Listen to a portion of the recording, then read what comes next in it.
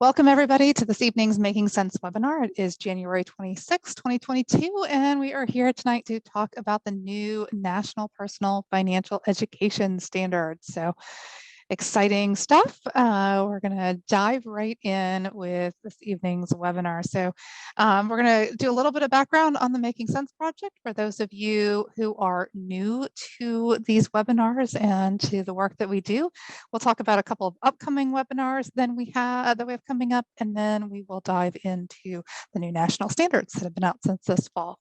Last but not least, we'll do a quick wrap up, have an opportunity for folks to ask questions, what have you. And then for those of us joining us live, we will offer up a link for the evaluation and the Act 48 information. So we always appreciate getting your feedback and being able to incorporate that as we keep on going in these sessions. So, all right, without any further ado, the Making Sense project is a partnership between the Pennsylvania Department of Education and Penn State University. It is very exciting that we've been doing this for a long time, and these webinars are just one part of the project that that we do. So it is exciting to be here with you and to have this continue. Speaking of exciting, we've launched a new website recently. We've put a lot of time, thought, and effort into making this a new and improved version to offer additional resources and make it more user-friendly. So if you haven't had a chance to dive in and explore, I would invite you to do that. Online with us tonight is Paige Rohrbach, who is our student assistant from Penn State. And Paige just put a link over there in the chat for everybody. Feel free to welcome Paige on board if you haven't had a chance to interact with Paige yet. So it's great to have her joining us and assisting on this evening's webinar. So another link she's going to send your way, the Facebook group. We are trying to encourage conversation and exchange of ideas in a real timely fashion from all of the folks that typically participate in these webinars and are active in financial education in Pennsylvania. So if you're on Facebook, follow that link or look us up. And it's exciting to have folks joining us and getting that up and running and more active.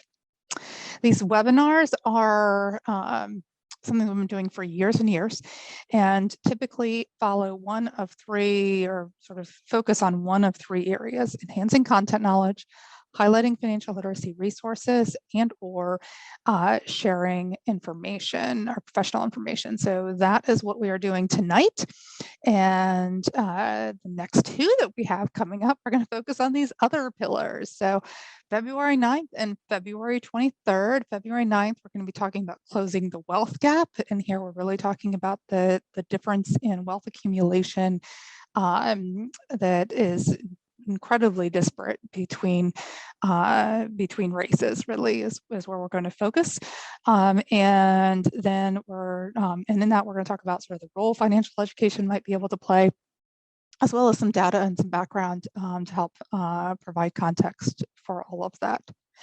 I'll be leading that session, but then the one on February 23rd, we have a guest presenter again, coming to us from Chicago. The University of Chicago has a fantastic financial education program called FinEdge, and we have some of their program folks that will be joining us to talk about their research-backed approach to financial education. It's interesting because they years ago developed a very popular math series called Everyday Math out of the University of Chicago, which was really based on the sort of the science and the research supporting what made for good, effective math education.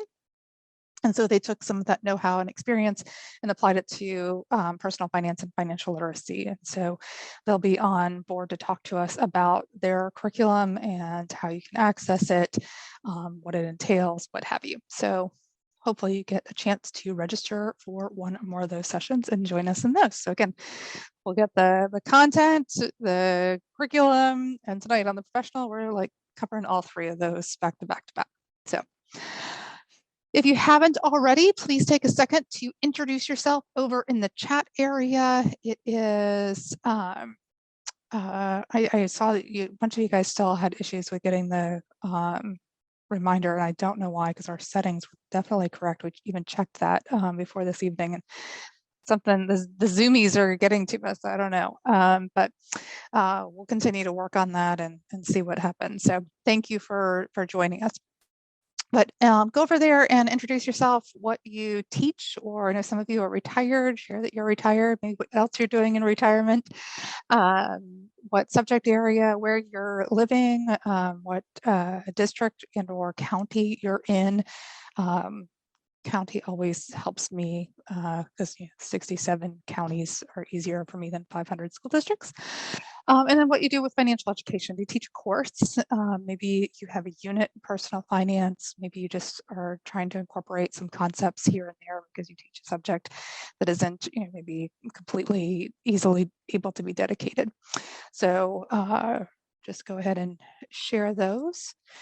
Thank you so much. We've got a lot of folks that are teaching high school personal finance, some guidance counselors, Washington County, Indiana, Cumberland County, my backyard. Awesome.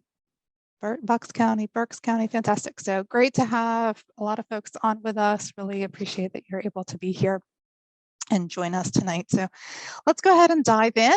This evening's topic are the new national standards for personal financial education. And these are, I would dare say, a long time coming.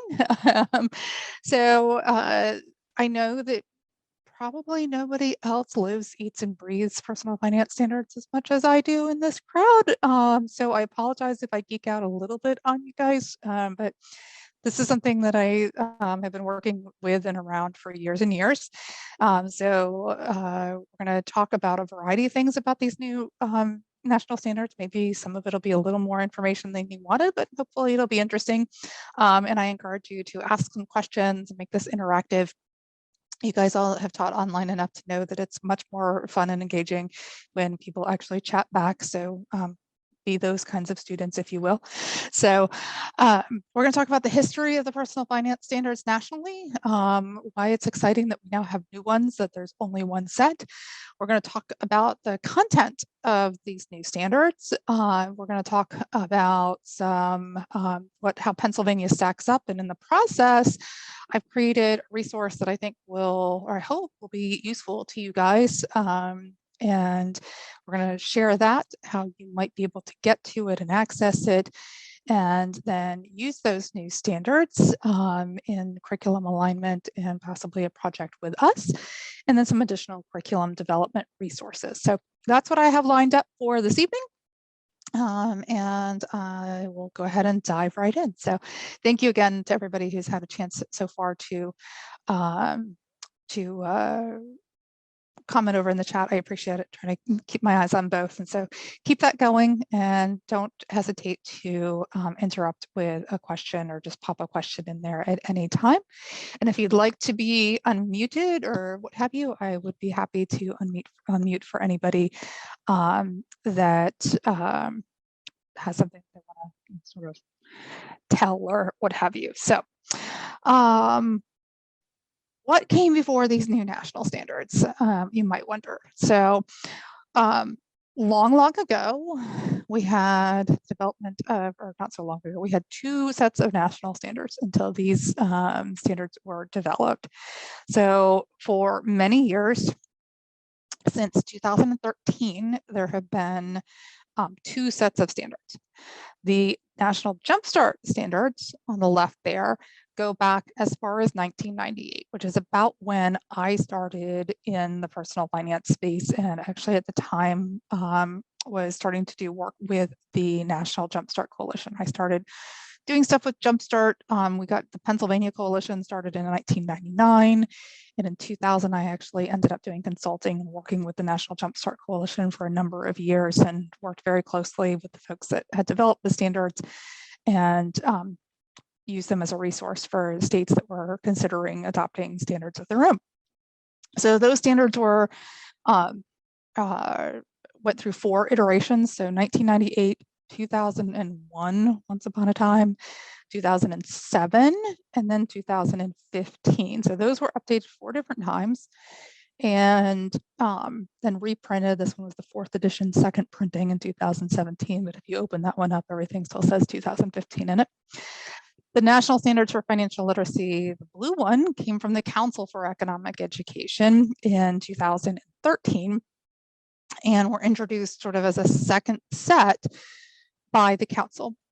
So by way of background, for those of you who aren't familiar, Jumpstart is what I like to call an umbrella organization. Like, it's an organization of organizations, right?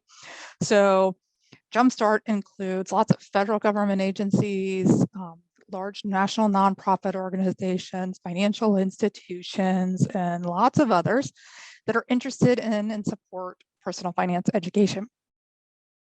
One of its members, and on various occasions even has a seat on the board and what have you, is the Council for Economic Education. And so it was sort of interesting when the Council for Economic Education said, well, those standards are nice, but we want our own.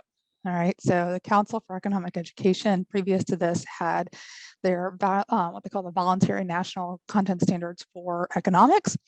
And so they decided that they were going to write a second set that was focused on financial literacy. And so there were a lot of folks that lived in financial literacy lands that weren't so happy about the fact that now there were sort of 2 competing standards, because lots of folks were like, well, hey, which one's better? If I am going to develop curriculum or write state standards or do whatever, which one do I use? And so it just sort of muddied the waters a little bit. But that said, if you favor this idea that, competition is good, then, it makes everything better in the long run. It gives consumers choice, what have you. There's lots of schools of thought on that. So anyhow, so we had these 2 sets of standards, and in the meanwhile, everybody's kind of had to figure out, like, which one am I going to use if they're developing curriculum or doing alignments or crosswalks or what have you. So lo and behold, but before I forget, that's why I stuck them in here. I wanted to make sure that we address the fact that these 2 sets of personal finance are the only national standards that include personal finance. So those 2 sets of standards are nothing but personal finance, but we also have the national standards for business education, and quite a few on here are PPI or BCIT teachers. You teach business ed, that economics personal finance is in your national standards probably, and as well as in the BCIT standards here in Pennsylvania. It is also found in the Family and Consumer Science National Standards, Sciences Standards, in particular under Consumer and Family Resources and Consumer Services. So we see these as part of other national standards. We see them in other standards as well, where there's sort of an ability to cross-reference and do sort of some crosswalk with. But these are some of the 2 of the big ones. We've recently been doing some looking at, in particular, diving into how much overlap there is with some of the competencies and what have you in agriculture. There's a lot of this taught in the ag business and what have you. So lots of other places, but these are the 2 standards that are standalone standards for personal finance or financial literacy. So these are the ones we're focusing on, and these are the 2 organizations that came together to combine. So when we had these 2 different sets of standards, they differed in their content. Their basis was a bit different. So in particular, the Council for Economic Education got together a lot of economists and economic educators to write their standards. And so their standards had more of that economics bend to them, if you will. The grade level benchmarking was different. In particular, the most recent version of the Jumpstart standards had kindergarten. So that was a pretty big difference. And then how they just approached things as well was a bit different. So I use this analogy a lot, and I apologize because I just sort of come back to it quite frequently, but this idea of, like, there's a lot of ways to slice the same personal finance pie, right? So Jumpstart sliced it up into 6 slices. People seem to like 6 slices. So these are their 6. The CEE, or Council for Economic Education standards, also chose 6 slightly different ones in theirs. we see if you do a sort of a side-by-side comparison, you'll notice a couple things. First of all, this is the order of the Jumpstart standards. This was the order of the CEE standards. So Jumpstart started with spending and saving, in particular things like needs and wants, the establishment of a budget and financial goals, whereas the council started with earning income. And this is one of those where I find a lot of differences between educators and the approaches that they take. In the afternoon session, I hearkened back to the good old Governors Institutes. I don't know, some of you, I think, were participants in those from years ago when we were either at Lehigh or Elizabethtown College, and we would focus for a week on personal finance. And one of the things that I started doing at one point was having teachers, so there were 6 different, topics, major topics. For example, I would put them on different colored index cards, so like a turquoise, teal one, or what have you, yellow ones, and each one would be a different topic. And then I'd say, okay, put them in the order you teach them in and try and like overlap them based on like how much time you give them, right?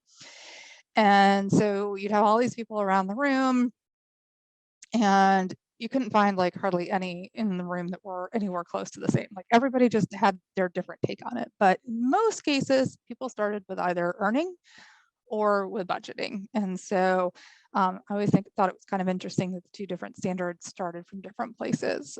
Not that you have to start in that order, but standards are standards, but that was a slice they decided to put first in the 2 different ones. So Jumpstart lumped together spending and saving, and obviously saving was its own separate one in the CEE standards. Some of these others were kind of more one-to-one matches, even though the ordering was different. And then you see over here in the Jumpstart standards, financial decision-making. So decision-making was addressed in all 6 of the other standards from the Council for Economic Education.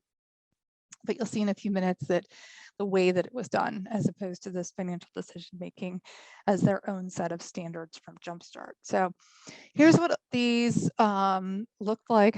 I love it. I still have my giant binder from 2011. Oh, that warms my little heart. I know I killed a lot of trees with those binders, but I'm glad that some of them are still on shelves, and hopefully every once in a while I'll get referenced. I have mine too. So thank you for mentioning that there, David. Okay, so the Jumpstart standards had, for each of the 6 standard categories, had an overall competency. And then they had, like, if you looked at them, there was 1 page of knowledge statements. So this is everything we think that students should know kindergarten, by the end of kindergarten, 4th grade, 8th grade, and 12th grade. So great knowledge statements. And then they had a set of standards. So just a few standards within each of these categories. These were these overarching statements. And then underneath them were a bunch of benchmarks, as they refer to them. Again, K4, 8, and 12. But the knowledge statements were sort of separate. Students will know this. With that knowledge, they'll be able to do these things, but there wasn't necessarily an alignment.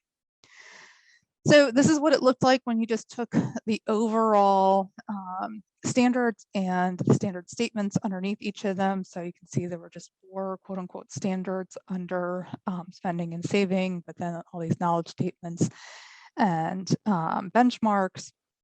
On the other hand, the Council for Economic Education had their standard topic, discussion of the concept progression, how things built from one to the next. They benchmarked at 4, 8, and 12, so they did not have that lower level.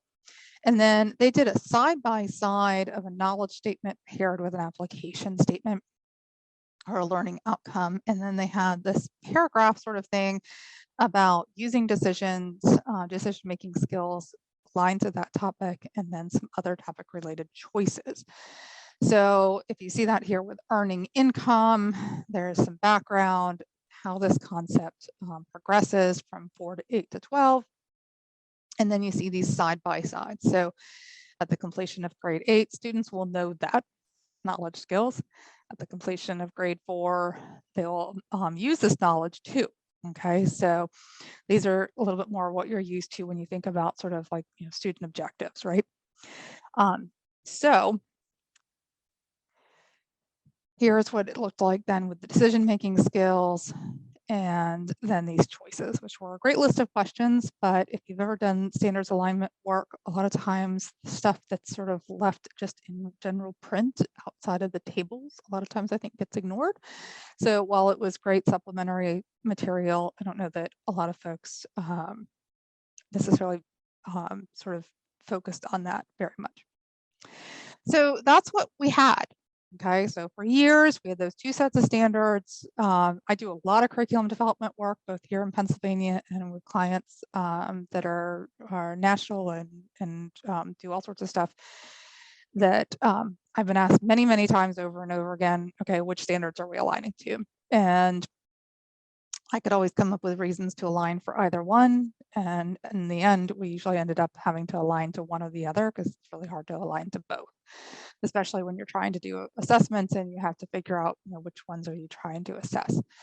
And so luckily, after a number of years, there was agreement that yes, we should have one set of standards, and both organizations decided to come together and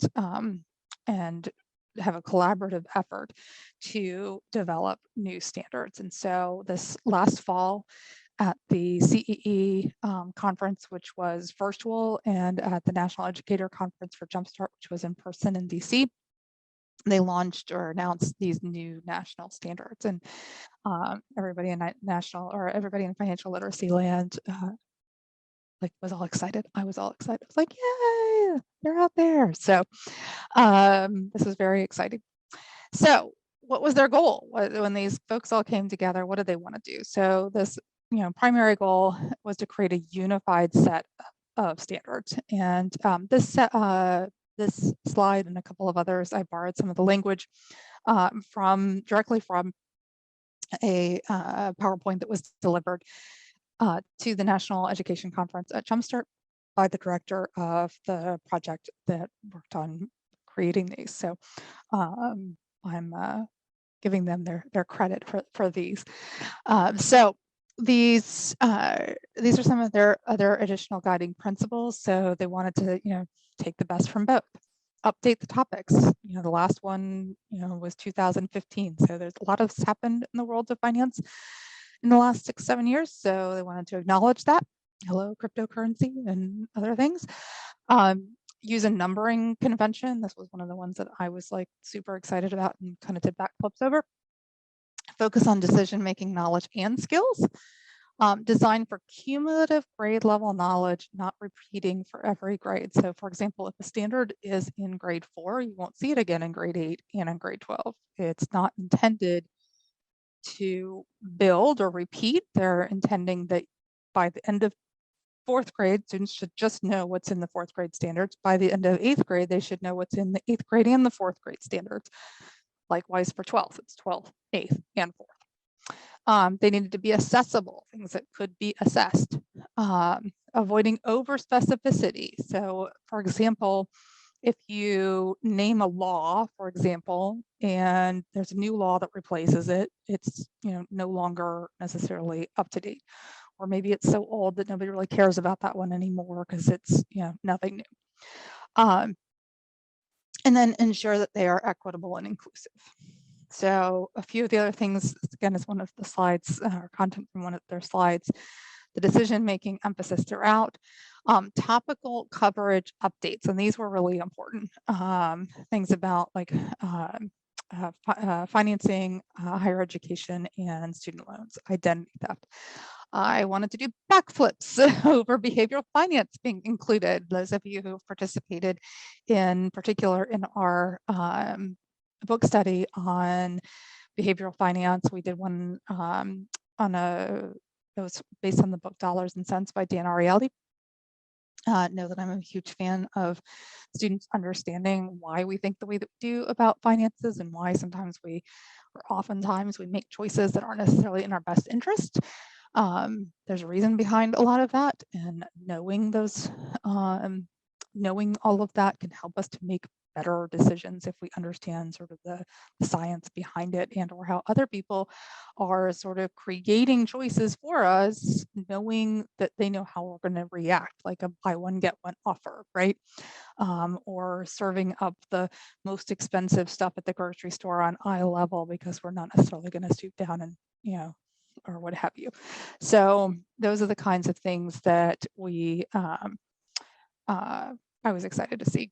Mobile payments, financial technology, alternative financial services, and philanthropy, also very important topics that hadn't gotten as much attention and or were in one of the sets of standards, but not necessarily in the others.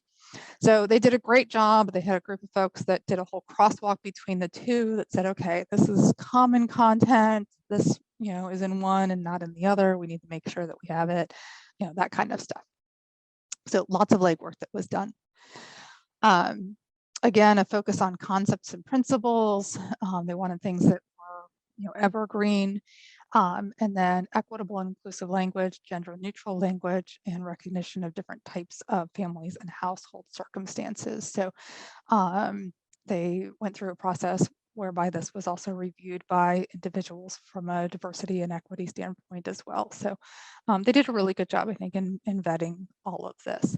So there was a steering committee, there was a writing committee, there was a group of educators that provided review. I served on the expert review panel, providing my review once it was pretty well along the process, and made a whole lot of comments and send it back. So they took feedback from lots of individuals that are focused on financial education and wove all that together to create a very good document that they deserve a lot of kudos for developing. So I think Paige already shot the address or the website out. So this is the site where you can grab these if you haven't already. It's actually available on both websites, both the website for the Council for Economic Education and the National Jumpstart Coalition.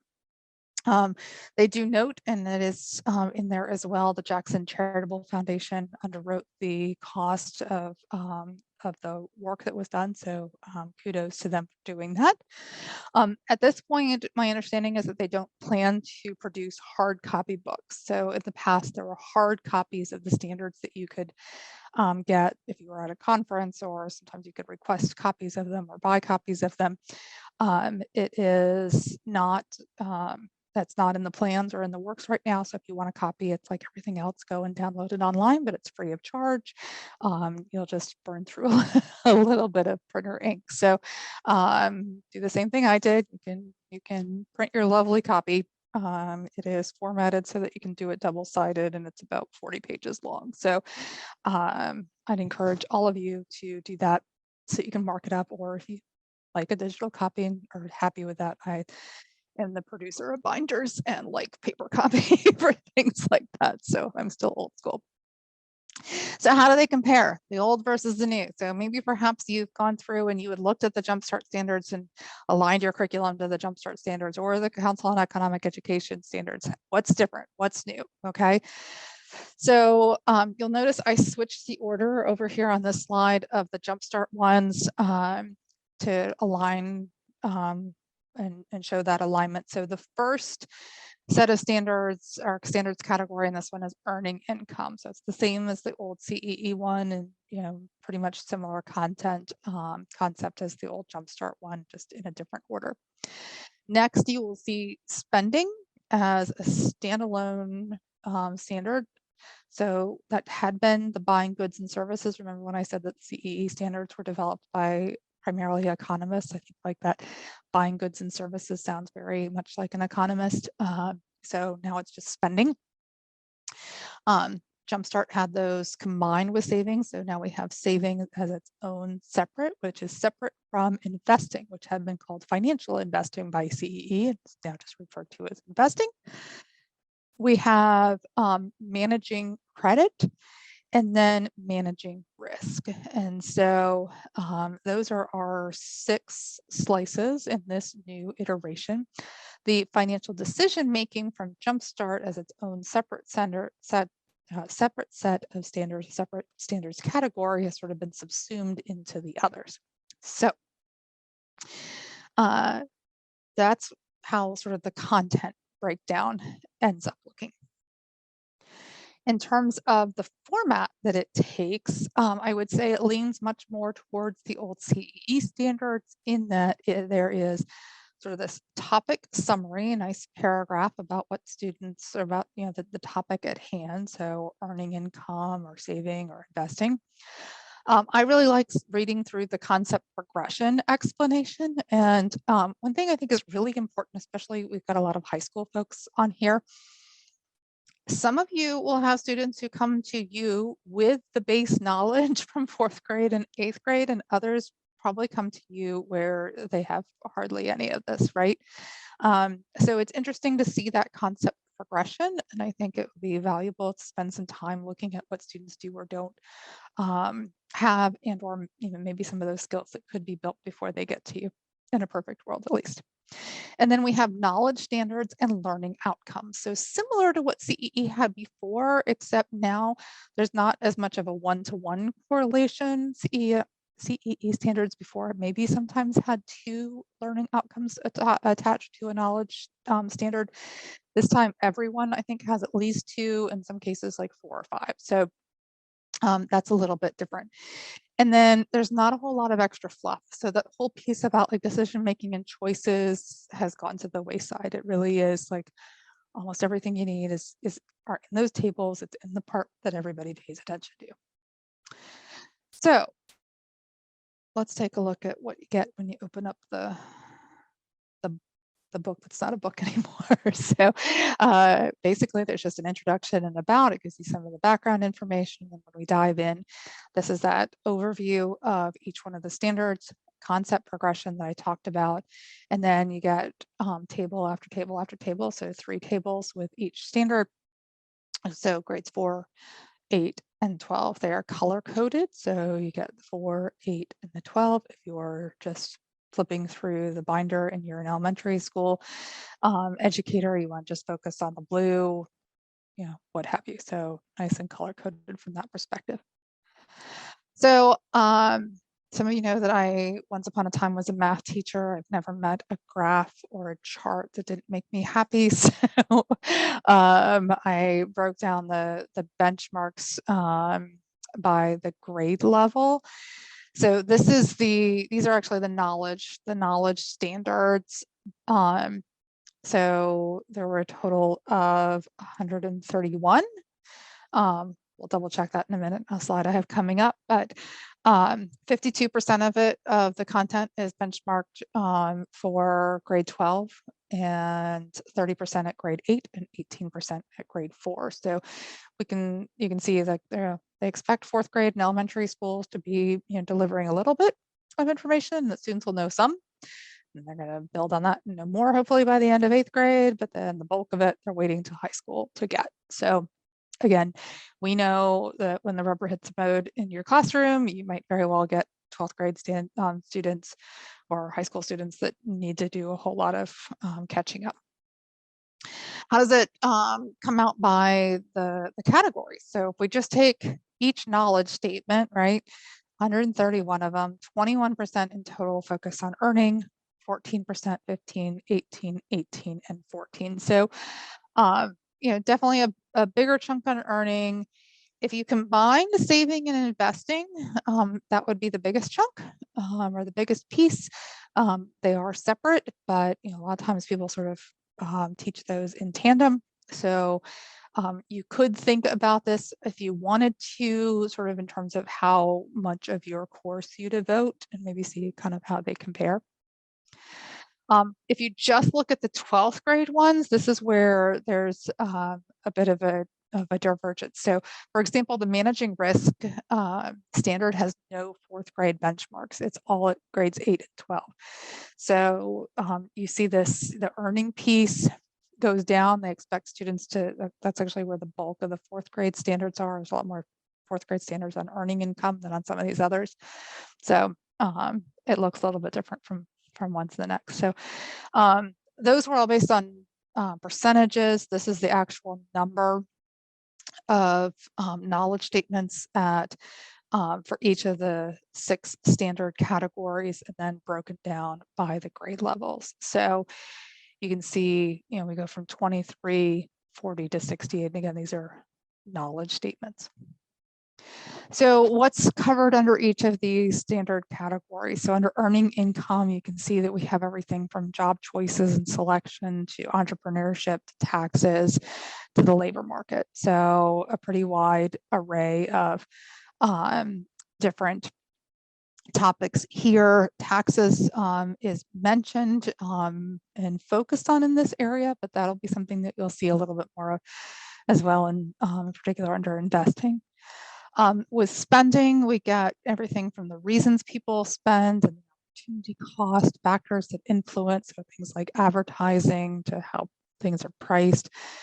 Here we talk about payment methods. So this, by the way, so if you've ever spent some time with our 6 big ideas here in Pennsylvania, you'll notice that, well, just to back up for a second, we developed those when there were competing sets of standards, and we were very, I would say we gave a lot of thought to it, and we decided that we didn't want to pick either camp, right? We didn't want to align with either one, so we kind of tried to find a middle ground. So we actually used at the time the same sort of 6 slices as what the National Endowment for Financial Education had just used for their latest version of the high school financial planning program. So one of those 6 big ideas is financial institutions. And so you didn't see that in any of the big 6 for the old or the new standards. So when it comes to things like spending and things like having using a credit card or a debit card, for example, that would come under payment methods. Things like savings accounts comes here under savings, right? Different savings vehicles, and this idea of FDIC or NCUA insurance on certain things. So that notion of financial institutions and understanding financial institutions kind of gets subsumed under these other categories. That obstacles to saving, by the way, is one of those behavioral finance pieces. So again, love seeing that kind of stuff, and the new stuff like cryptocurrencies and mobile payments and what have you. Investing, the addition of things like it's interesting because, as things have evolved, like we used to always talk about the difference between a stock, a bond, and a mutual fund, right? Like now they reference pooled investments and include mutual funds and ETFs, which is important because that's the way things have gone. So making sure that we're not just talking about mutual funds, but also talking about exchange traded funds or ETFs. So I'd say one of the things, as you look side by side, the old CE standards really had a lot on like the real rate of return versus nominal rate of return and the impact of inflation. So it's still there, but I would say that kind of got pulled back a little bit in this version. So a little less on sort of that economics standpoint and more sort of on the practical side with personal finance. Under managing credit, all the stuff you would expect to find, everything from interest and APRs to credit scores and credit reports to bankruptcy and the alternative financial services. We have managing risk. I will tell you that I always hesitate to have risk be last. In fact, we didn't put it last in the big ideas simply because I always find that I think a lot of people sort of leave insurance to the end. If they don't get to it, they don't get to it, but it's like really important. So I'm always hesitant to make it last. It is last in these. I hope that by the time you're done reviewing them, that you don't get tired by the end, that you go all the way to the end, save the best for last. Not that it's necessarily the best, but it's still just as important as all the rest. So that gets us to sort of what's in these standards. Any questions on this section before I move on to how we stack up, here in Pennsylvania? Any questions that I can answer for you about these new standards? Obviously, you're going to need to download them, probably print them, spend some time with them, looking them over. But I said before, like for every one of these standard statements, these knowledge standards, there are several, like here, for example, 12-1, there's 4 different learning outcomes that are associated with those. So I have not done that table in terms of the learning outcomes and exactly how many learning outcomes there are at each of the grade levels. That's something I could easily do. And if anybody's interested, and I can certainly do that for them as well. Or I'll show you in a minute how you could help to do it yourself. Because I went crazy with a spreadsheet for you. So, all right. So how do we stack up here in Pennsylvania? So I probably should have updated this because there's one other set of standards that I've been referencing, because there's like 2 standards here in Pennsylvania for driver's ed that also, I think, relate to personal finance. But the biggies are economics, family consumer science, career education and work, and business computer and information technology. So let's talk about this spreadsheet I've been working on. So we're not sending you a link to this. It is in Google Sheets. If you want access to this, you are going to send me an email, or you're going to email me at Hilary@makingsensepa.org. Thank you, Paige, for popping that in there. And you're going to tell me if you want me to just send you a link, or if you want me to share it with a specific email address that you use with Google Drive. And the reason for that is that this is a working document, and I'd like to know who has it, so that when we make some additional changes, we can provide you with those updates. Great question, Sharon. What about math? So I'll talk about math in a few minutes. I think math is important. Math just doesn't, the way that the core standards are written is there's a lot of applications and ways to apply, but not necessarily specifics. But great question. So this is the master spreadsheet that I created that I think I counted 9, if I'm counting that right, different tabs. So like I said, never met a spreadsheet I didn't like. These things make me happy. I know, I'm weird. But so I took all of those tables and I put them into spreadsheet form, because for me, this is what helps me to do alignments. So unfortunately, nobody, at least I checked in with the folks at Jumpstart, they didn't know of anybody that had done it yet. So I did a whole lot of copying and pasting so that you guys don't have to. So in this version, by the way, the one thing that I did above and beyond what Jumpstart did in terms of, and CE did in terms of numbering, is I called earning income 1, so that I could very explicitly call that first one 1.4.1 and 1.4.1a, b, etc. So every single standard and learning outcome has its own number, because otherwise it was earning income 4.1 and I wanted a shorthand.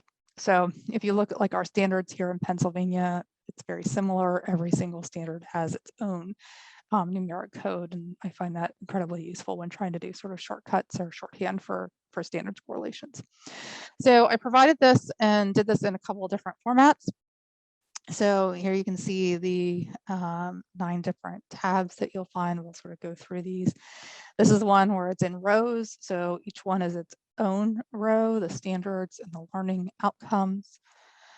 This one is more columns, so I broke down and have like this column H has them both in the same cell, but then you see column I has any of the A's, column B has the B's, and what have you. So if you want things that are more horizontal, everybody sort of looks at these things and wants to use them a little bit differently. So I provided you with a variety of different forms for you to use and do what you want to do with.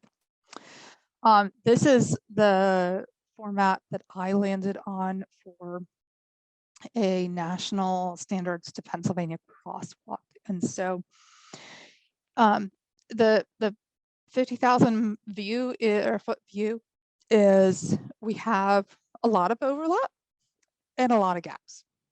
That's my overall assessment of where we land in terms of how does Pennsylvania stack up.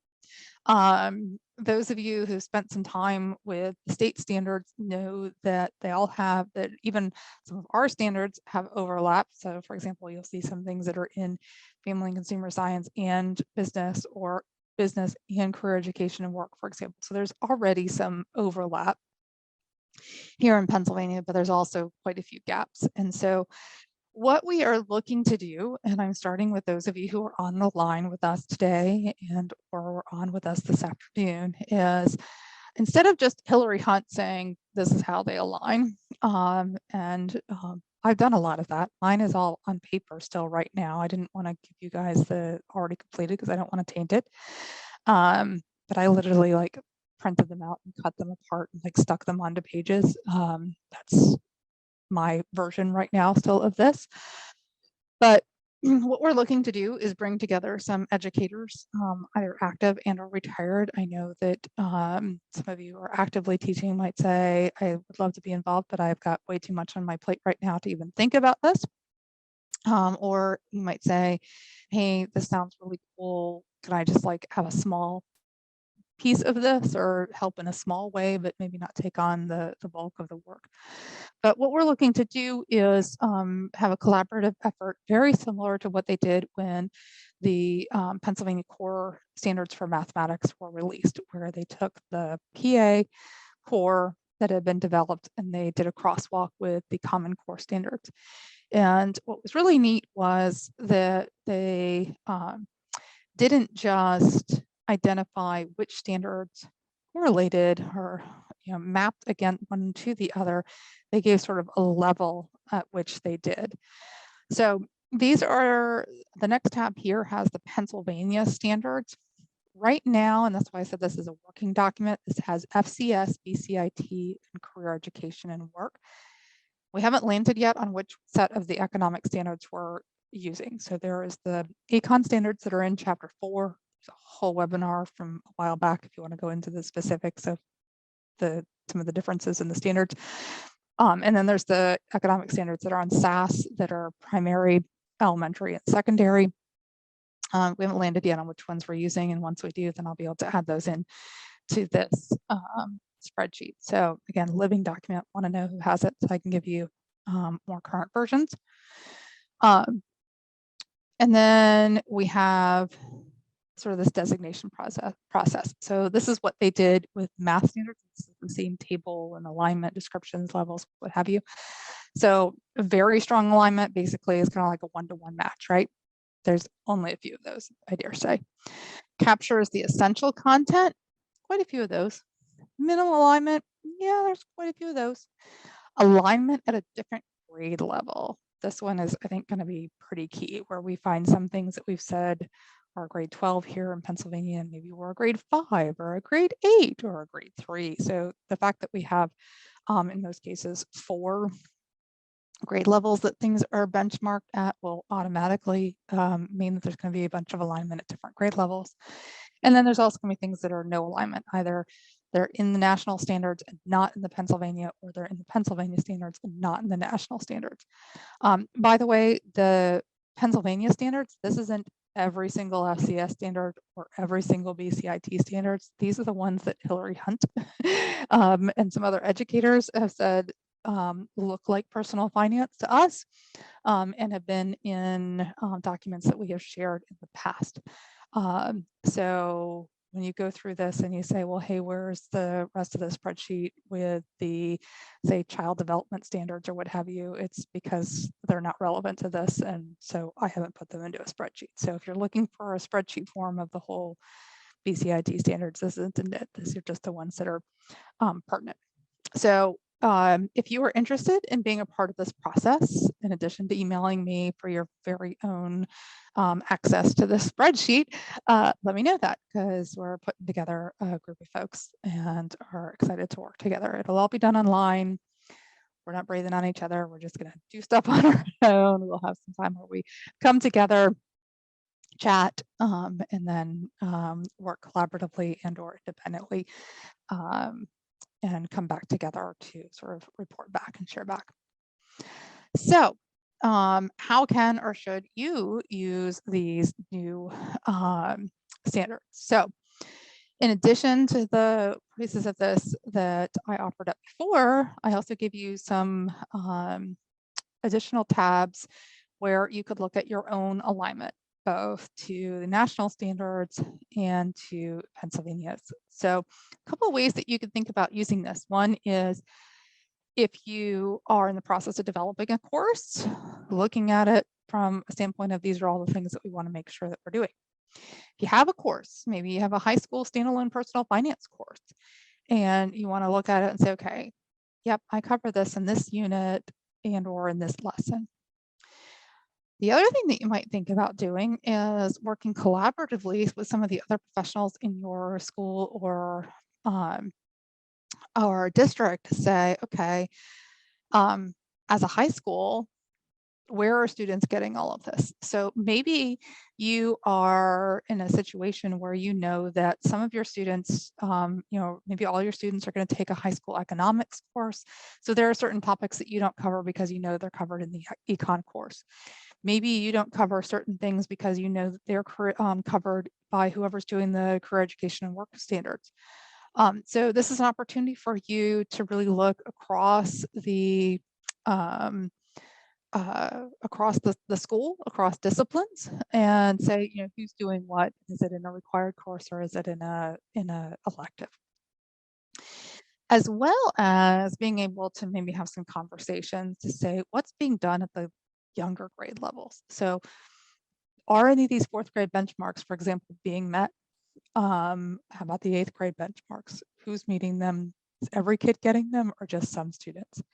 One of the nice things with this being in spreadsheet form is you're able to filter. So like if you just wanted to look at the fourth grade benchmarks, only make those viewable in that specific tab. So I am happy to be of assistance. If this is something that you decide that you're going to tackle, I would love to know what you're doing and how you're doing it, and be of assistance however I might be able to help. So if this is something that you want to do, I would encourage you to be in touch. Let me know. Again, that Hilary@makingsensepa.org. Get in touch with me. Let me know what it is that you want to do.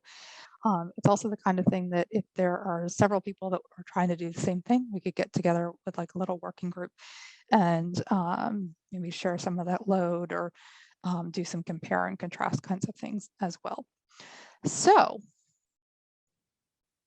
what else? What else is there? All right, what else could help me? So in addition to me saying I'm willing to help, let me know how I can and what you need.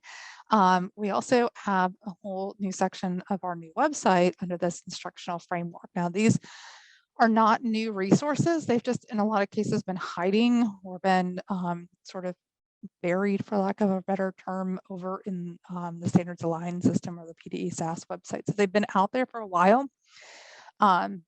One of the questions that I've gotten is, are we going to update these, especially around the big ideas, to better align with the national standards? And the question is something that we're definitely considering. So, but right now, the resources under this instructional framework are certainly very relevant. And a lot of, I think, it's a lot of useful content in that as well. So with that, are there any questions that I can answer or anything else that you'd like to see addressed at this point before we close? Please just shoot me a comment over in the chat. I've been trying to keep an eye on those. I think I got most of the general ones, but if you have any other questions or comments, please don't hesitate to share those over there. So thank you so much for joining us this evening. It's been great. I appreciate your time. I know this is a busy time of year. I'm sure some of you are probably finished out first semester and are starting your second semester. Some of you maybe have grades due by the end of this week. So I know you got a lot going on. I appreciate their willingness to spend your evening with us and hope that this has been helpful and that we will see you again on future webinars. So thank you again and have a great night.